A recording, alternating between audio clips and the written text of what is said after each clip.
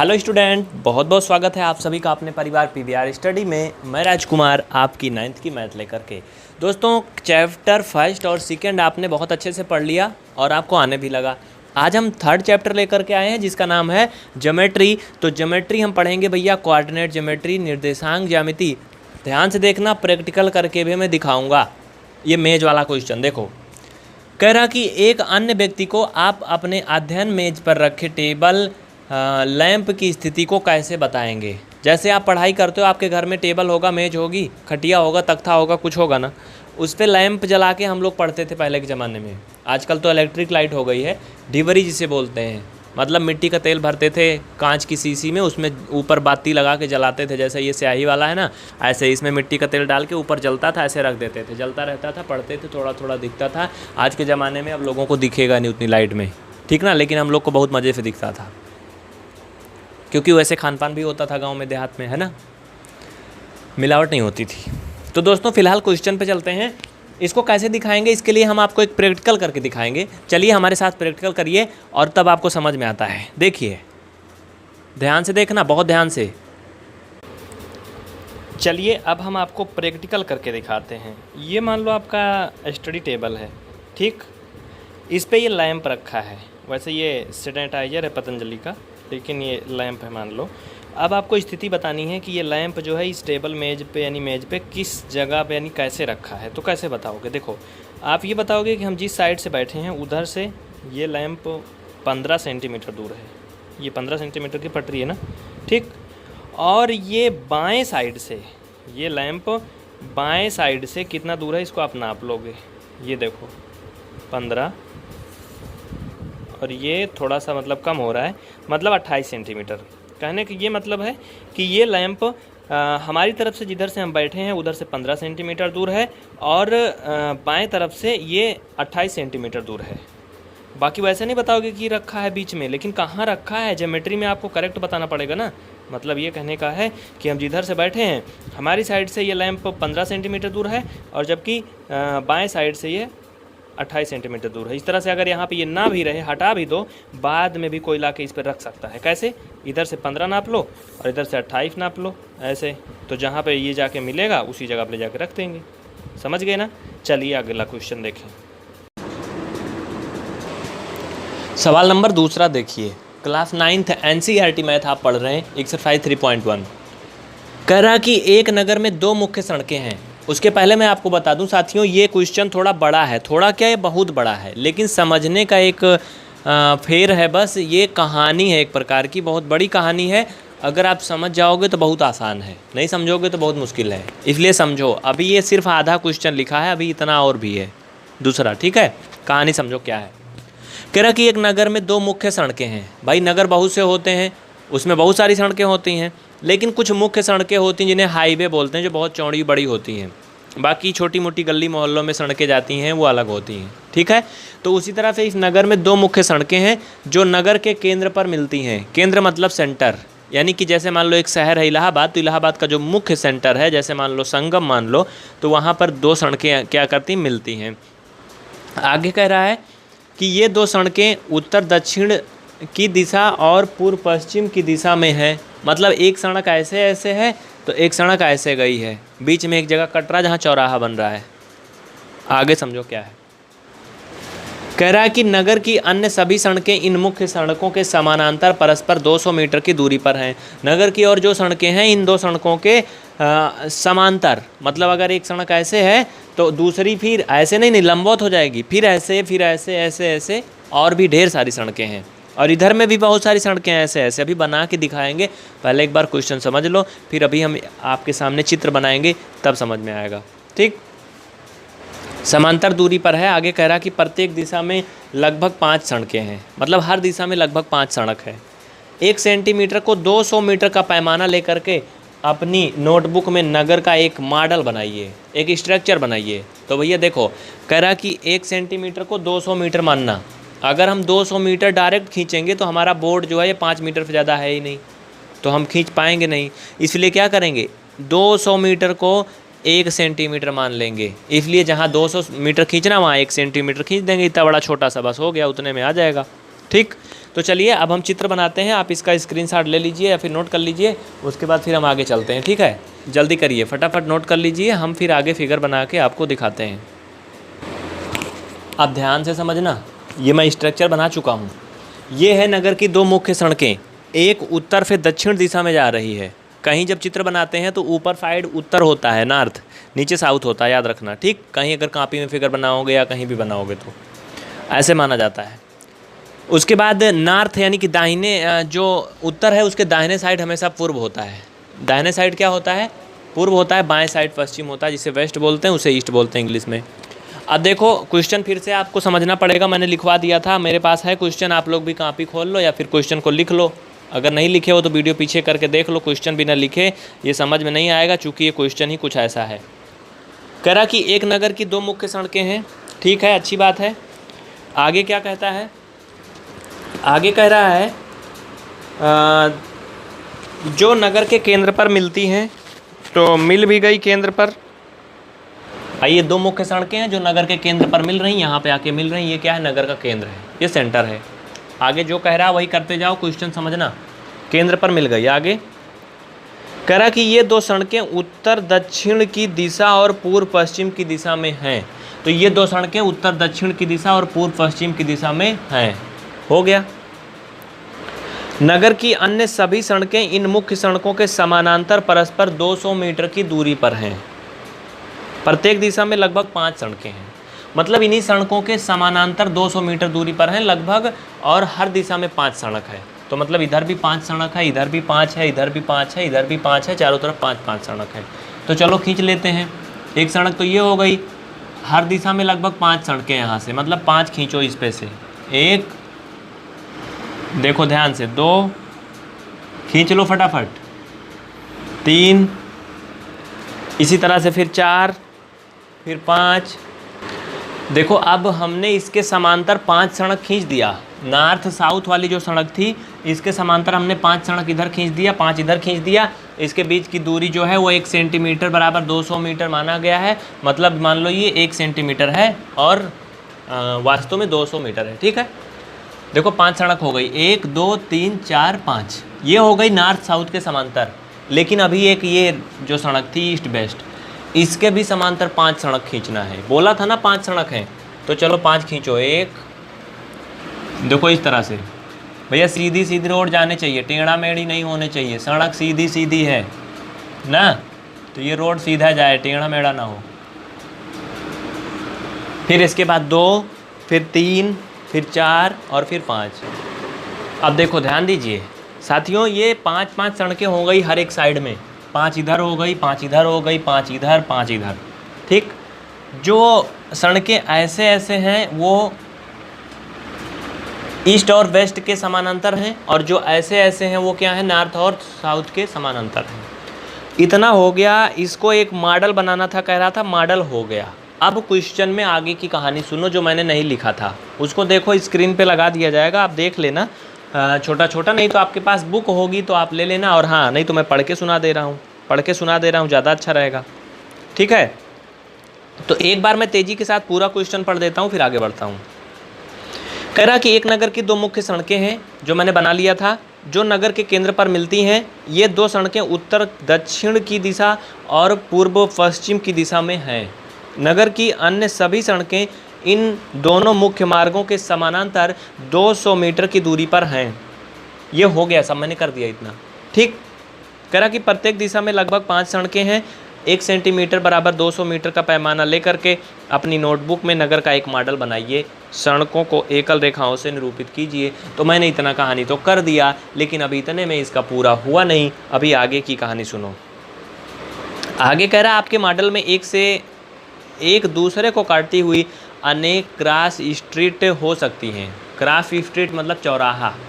हाँ है, बहुत सारा चौराहा है। देखो ये चौराहा, ये भी है, ये भी है, ये भी है, ये भी है, ये भी है, बहुत सारे चौराहे हैं। क्यों भाई? जहाँ पर 2 सड़कें इधर उधर काटेंगे वो चौराहा बन जाएगा। एक राह इधर को जा रही है, एक इधर को, एक इधर को, एक इधर को। तो चौराहे कितना है इस तरह से? देखो खूब सारे चौराहे हैं। सही बात है ना, ये सब चौराहे हैं जहाँ पर 2 रास्ता एक जगह कट रही, वो क्रॉस स्ट्रीट है, जिन्हें चौराहा बोला जाता है, क्रॉसिंग। हाँ, आपके मॉडल में एक दूसरे को काटती हुई अनेक क्रॉस स्ट्रीट यानी कि चौराहे हो सकती हैं, बिल्कुल हैं। एक विशेष क्रॉस स्ट्रीट दो सड़कों से बनी है। एक विशेष क्रॉस स्ट्रीट दो सड़कों से बनी है, जिसमें से एक उत्तर दक्षिण दिशा में आती है और दूसरी पूर्व पश्चिम दिशा में जाती है। प्रत्येक क्रॉस स्ट्रीट का निर्देशन इस प्रकार किया जाता है कि यदि सड़क उत्तर दक्षिण दिशा में जाती है, कह रहा है कि यदि दूसरी सड़क, ध्यान से समझना, अब समझना क्या कह रहा है इसमें, वो समझना है, बहुत ध्यान समझो फिर से। कह रहा कि आपके मॉडल में एक दूसरे को काटती हुई एक से अधिक क्रॉस स्ट्रीट यानी कि चौराहे हो सकते हैं।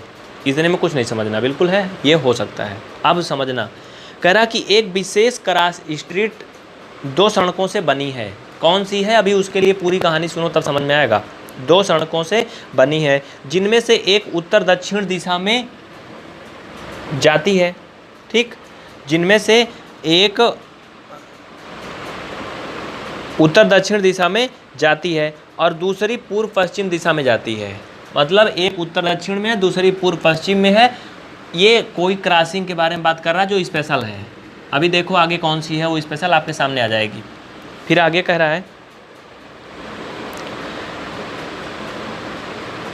हाँ, जाती है और दूसरी पूर्व पश्चिम की दिशा में। प्रत्येक क्रॉस स्ट्रीट का निर्देशन इस प्रकार किया जाता है कि यदि दूसरी सड़क उत्तर दक्षिण दिशा में जाती है, दूसरी सड़क उत्तर दक्षिण दिशा में, उत्तर दक्षिण दिशा है ये, और दूसरी सड़क मतलब कौन सी, देखो दूसरी सड़क, एक तो ये मुख्य सड़क थी और ये एक उसकी नॉर्मल वाली सड़क थी। अब दूसरी सड़क का मतलब ये दूसरी हो जाएगी कि ये होगी, सोचो, ये दूसरी होगी कि ये होगी। भाई देखो, इसको अगर समझने की कोशिश करो तब इसमें थोड़ा सा समझना है आपको। देखिए, दूसरी सड़क के लिए आप मुख्य सड़क को पहली सड़क नहीं मानोगे, याद रखना, ठीक। एक बार मैं फिर से पढ़ देता हूँ, देखो, कह रहा है एक विशेष क्रॉस स्ट्रीट दो सड़कों से बनी है, जिनमें से एक उत्तर दक्षिण दिशा में जाती है और दूसरी पूर्व पश्चिम में जाती है। प्रत्येक क्रॉस स्ट्रीट का निर्देशन इस प्रकार किया जाता है कि यदि दूसरी सड़क उत्तर दक्षिण दिशा में जाती है, दूसरी सड़क उत्तर दक्षिण दिशा में जाती है, दूसरी मतलब ये पहली सड़क, ये दूसरी सड़क, ठीक है, ये सड़क है कोई, कौन सी है, ये दूसरी सड़क है।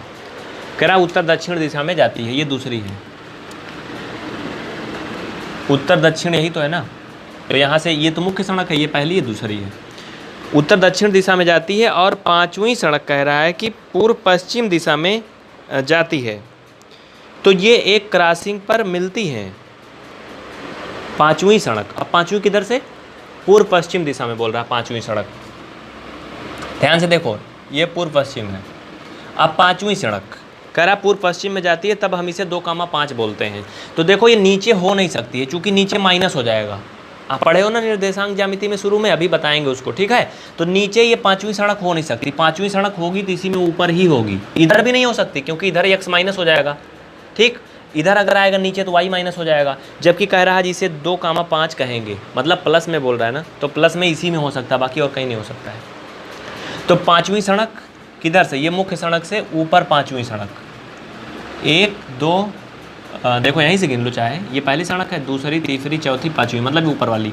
और इधर ये यहाँ पे इस पे मिला था ना, ये मतलब यहाँ, इसको तो मैं वैसे बताया था सड़क के लिए, बाकी ये जरूरी नहीं था कि यहीं पे आके मिलेगा। कहने का मतलब इसको हम क्या बोलेंगे, 2,5 बोलेंगे। ये बोल रहा है ऐसा, क्या बोलेंगे, 2,5 बोलेंगे, ठीक। लेकिन इससे कोई मतलब नहीं, आपको दिखाना नहीं 2,5, समझना है। अभी आपसे इसी आधार पे और भी कुछ पूछ रहा है, जैसे कहते हैं ना, यदि बिल्ली को ऊंट कहा जाए, ऊंट को शेर कहा जाए, तो भालू को क्या कहा जाएगा, वैसे है, ठीक। अब आगे देखो, कह रहा इसी परंपरा से ये ज्ञात कीजिए कि कितनी क्रॉस स्ट्रीटों को 4,3 माना जा सकता है। जो परंपरा मैंने बताया कि 2,5 जो है वो यहाँ पर होगा, यहाँ पे क्यों होगा, चूँकि x पे 2, ये x अक्ष है, ये y अक्ष है, तो x पे 2 मतलब 1 2, ये 2 और ये 5 है। इसी परंपरा पर ये बताइए कि 4,3 है वो कितनी जगह पर हो सकता है। भैया 4,3 कितनी जगह हो सकता है, x पे 4 मतलब चौथी सड़क, चलो x इधर है ना, चौथी सड़क वो भी प्लस में, इधर नहीं आएंगे, इधर आएंगे तो माइनस में हो जाएगा x, इधर ही प्लस होता है। चिन्ह के बारे में अगर नहीं समझ में आता तो कमेंट करना, एक अलग से वीडियो देंगे, ठीक। देखो साथियों, करना क्या है, इधर साइड में क्या कह रहा है, 4,3 ना, तो 4 सड़क गिनो इधर साइड में, 4 सड़क प्लस साइड में, ठीक। ये पहली, दूसरी, तीसरी, चौथी। भैया सड़क तो यही है, अब कहाँ पे होगा ये नहीं पता, अभी जहाँ होगा मिल जाएगा। 4,3, 4 x पे और 3 y पर, तो यहीं से 3 ऊपर चलो, 1 2 3, मतलब यहाँ पर ये है 4,3। ये क्या है 4,3 जहाँ मैं घेरा हूँ। ये पूछा था कि कितनी जगह 4,3 लिखा जा सकता है, कितने ऐसे चौराहे होंगे जिस पे हम 4,3 लिख सकते हैं। ये बताओ कोई और ऐसा चौराहा है? हर एक चौराहे का अपना मुख्य मान होगा, हर एक का, प्रत्येक का।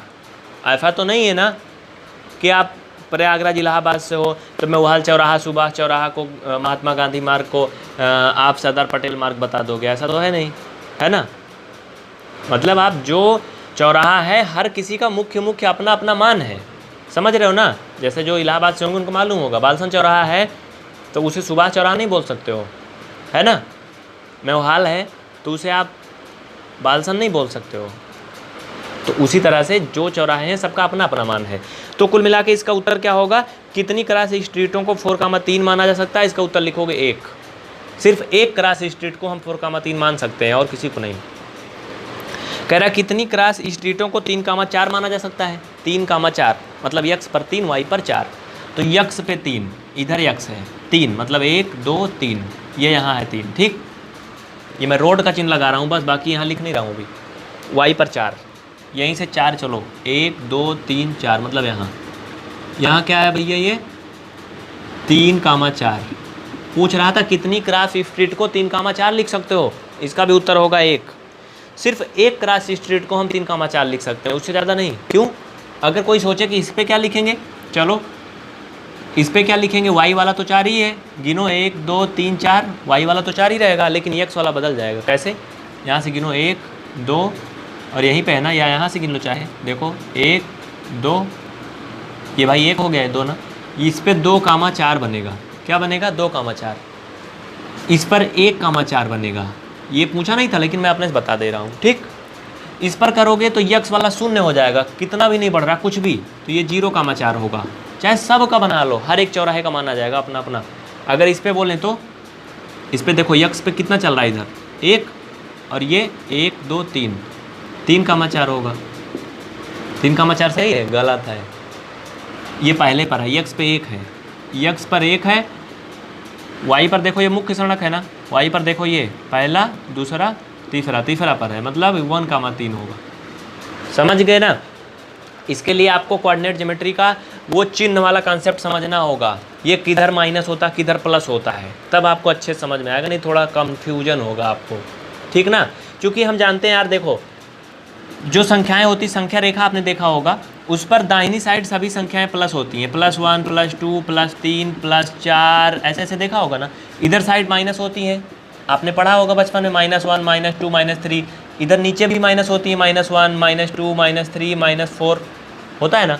ऊपर फिर प्लस होता है, +1 +2 +3 +4 +5, ऐसे होता है।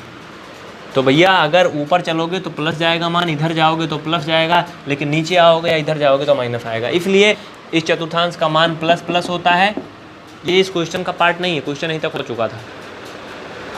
हो चुका था, हाँ। जो लोग लिखना चाहते हैं मैं उनको बता दूं, ध्यान से सुनो, थोड़ा ज़्यादा हो जा रहा है। आपको ये बनाना ऐसे ही है जैसे सब बना है, और आपको सिर्फ और सिर्फ ये लिखना है और ये लिखना है, बस बाकी कुछ नहीं लिखना है। ये जो मैंने बताया, ये और ये चिन्ह उन कुछ नहीं लगाना है, सिर्फ वही जो रेड कलर घेरा हूँ उतना लिख लो बस। इसको पूरा बना के रेड कलर वाला जो घेरा हूँ उतना लिख लेना, बाकी कुछ आपको लिखना नहीं है। जो स्टूडेंट है 9th वाले, और जिनको समझना था उनको तो पूरा देखना है, समझ लें वो बस, ठीक है ना। तो दोस्तों ये क्वेश्चन बहुत बड़ा था, समझाने में थोड़ा टाइम भले लग सकता है, लेकिन अगर आप समझ जाओगे तो ये कहानी एक प्रकार से। इसके बाद अगला क्लास में हम पढ़ेंगे कार्तीय तल, जिसमें एक्सरसाइज 3.2 पढ़ेंगे। इसमें सिर्फ एक एक्सरसाइज और बचेगी 3.3। उसके बाद ये कोऑर्डिनेट ज्योमेट्री, निर्देशांक ज्यामिति भी क्लास 9 की खत्म हो जाएगी। फिर हम चौथे चैप्टर पर चलेंगे, फटाफट आगे बढ़ते रहेंगे। आपसे विनम्र निवेदन है, अगर आप इस क्लास को यूट्यूब पर डेमो के रूप में देख रहे हैं तो दोस्तों में ज़रूर शेयर करें, खूब सारा शेयर करें, जिससे ज़्यादा से ज़्यादा लोग अगर जुड़ेंगे तो हम कंप्लीट क्लास यूट्यूब पर उपलब्ध कराएंगे। अगर नहीं जुड़ेंगे, मतलब 2 लाख संख्या है सब्सक्राइबर की, कम से कम 2-4-10 हज़ार लोग तो आए 9th वाले ना, अगर उससे कमाएंगे तो फिर ऐप में लेना पड़ेगा, ठीक है। पूरा क्लास के लिए PVR स्टडी ऐप डाउनलोड करें और पूरा देखें। जय हिंद। मिलेंगे फिर नेक्स्ट क्लास में। अपना ख्याल रखना। ऊपर नंबर दिया गया है, संपर्क करना अगर कुछ और पूछना है तो।